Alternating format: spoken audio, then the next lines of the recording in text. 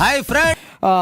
ഞാൻ തുടങ്ങുന്നത് സുജയ പറഞ്ഞതിൽ 3 പ്രധാനപ്പെട്ട ഭാഗങ്ങളെ ഖണ്ഡിക്കാൻ ഞാൻ ആഗ്രഹിക്കുന്നു. താങ്കൾക്ക് സുജയ പറഞ്ഞതിന് മാത്രമേ ദിവസവും ഖണ്ഡിക്കാനുള്ളൂ. അതെ, ഒരു മുസ്ലിമായി മാറുന്നത് എങ്ങനെയാണെന്ന് അറിയാമോ?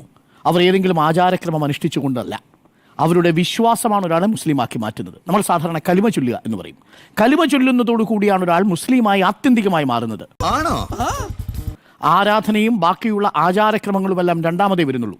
ശരി, നിസ്കാരം ഒരു പ്രധാനപ്പെട്ട കാര്യമാണ്. ഇനി നിസ്കരിക്കാത്ത ഒരാളാണെന്ന് കരുതുക, പക്ഷേ അയാൾ കലിമ ചൊല്ലിയിട്ടെന്ന് കരുതുക. 5 വർഷത്തെ വിശ്വാസം അദ്ദേഹത്തിന് അള്ളാഹിൽ ഉണ്ടെന്ന് കരുതുക. മുസ്ലിമായിട്ട് അംഗീകരിക്കുമോ? അതിച്ചിരി കൂടുതലല്ലേ?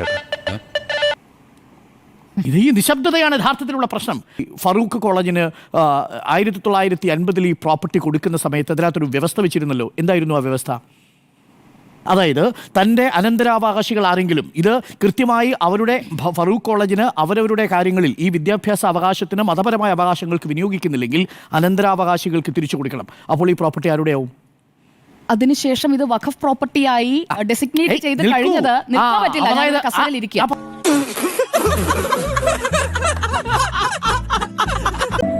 നിനക്ക് ഇതിന്റെ വല്ല ആവശ്യം ഉണ്ടായിരുന്നു? എനിക്ക് മടുത്തടാ, ഞാൻ എന്റെ ജീവൻ കൊടുക്കാൻ പോവുക. മുനമ്പത്തെ ഭൂമി ആ പാവപ്പെട്ട മനുഷ്യർക്ക് കൃത്യമായി കിട്ടിയിരിക്കും. അത് ഉറപ്പിക്കാൻ കഴിയാതെ നേടിപ്പോയ ഹൈവേയുടെ അടക്കം അത് സംസ്ഥാന സർക്കാരിന് മാത്രമേ ചെയ്യാൻ കഴിയൂ. റവന്യൂ റെക്കോർഡ് സംസ്ഥാന സർക്കാർ നീയെങ്കിലും നോക്കി കണ്ട് നടന്നില്ലെങ്കിലേ അവളെ നിന്നെയും കൊണ്ടേ പോകൂ, ഉറപ്പാ.